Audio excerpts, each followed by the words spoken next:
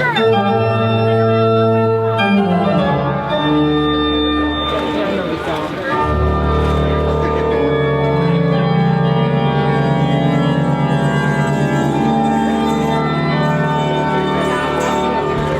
we are standing in front of 1937 Mason Street.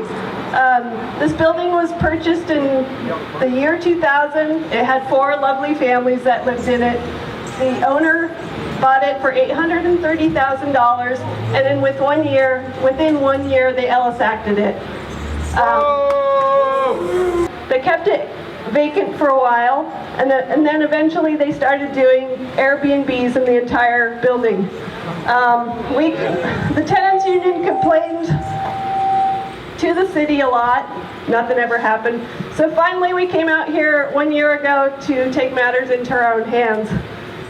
So when Ted Gullickson was alive, I think it was probably the last time I saw him, we stuck these stickers on all the illegal hotels that we could find in North Beach.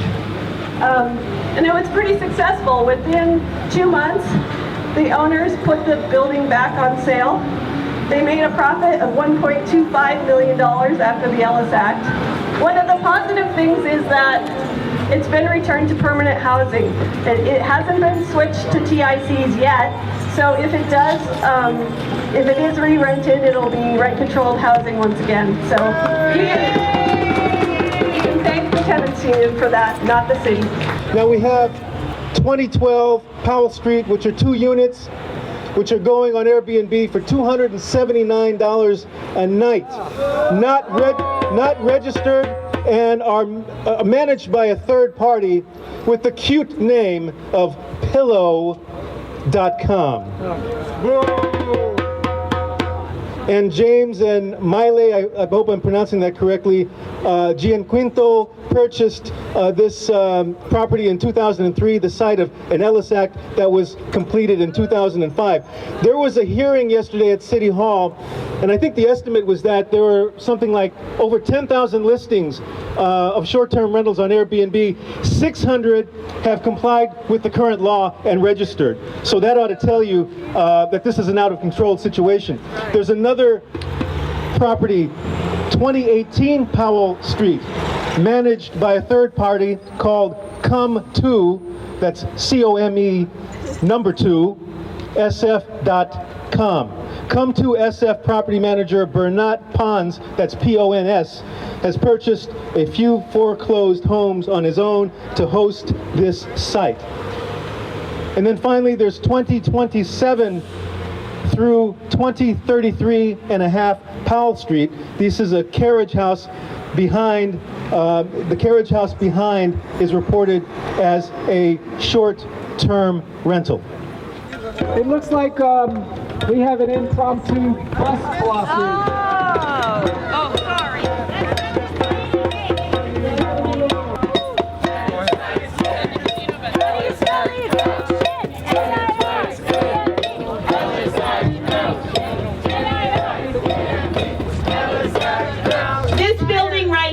Is 590. As you see, they're doing a lot of work there, and it's not just the seismic retrofit. In 2014, a company out of Lafayette came and bought the building. This was the second building they had bought within 6 months. 3 months later, they bought an additional one down on Vallejo. So if you don't want to go into the business of rental units, then why are you buying and evicting people every 3 months over a 9-month period? So what ended up here is it was asking for buyouts. People refused for a long time, but of course it came with the threat of eviction.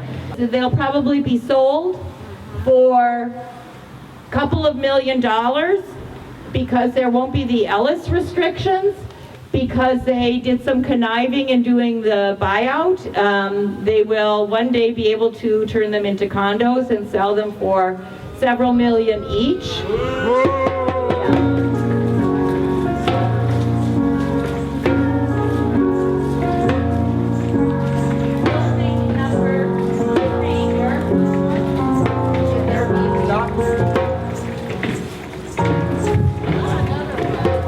This building you will find listed on Airbnb every day of the year. Proud member since 2011. And originally it was 1 unit. And he has since added an additional unit, a small like in-law. And this is since the new law. He added an additional unit. So families that used to live here are not here.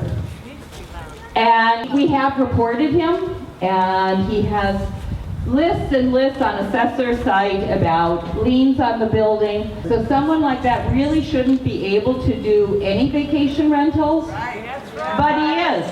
Because there's no enforcement, there's no means of enforcing, there's no tool that the new one-stop shop has to actually go after these guys.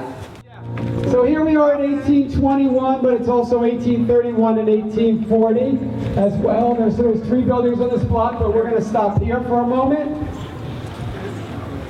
And this is again where a lovely elderly woman had lived. She had actually lived in this unit over here. She was able to, with her caretaker, were able to live well here because there's a bus stop right here that would take her to the supermarket. She could also walk on her good days to Washington Square, another block away. And she could sit with all of her friends in the square as they've done for years and years. So she was evicted, also another family with 2 children in one of the back cottages. Which is also known as 1763 Stockton. This is another speculator. We sometimes guess that Peter Iskandar took over from W.B. Coyle. Yeah, where Coyle left off. Iskandar bought this building right after he had Ellised another building up the street here, and the name of his company is SF Affordable Housing LLC. So he buys, evicts, and then with his company called Master Builder does some minor renovations, and then he sells the units as TICs. So this building he had bought for $1.4 million about 5 years ago, did $250,000 worth of renovation, and then put it back on the market for 3.6. There were 4 elderly Chinese who lived here, and 1 young Italian family gone. And what he does then is rent out at least 1, sometimes all of the units, as vacation rentals with his Bubble Realty company. And there are 6 more buildings further up the street that he's done the same thing to. This is 643 Greenwich. David Lipkin, TIC owner, purchased this after an Ellis Act was invoked in 2007. And what we're seeing here is that community was and is being pushed out, like the Latino community is being pushed out of the Mission, and Chinese communities being pushed out, and queers are being pushed out of the Castro. And this is just repeating all over the city, but I think we need to acknowledge the specific communities that are being victimized, in this case, by these grim reapers right here. Let's all push the Grim Reapers out! Push them! Come on, push them! Push them!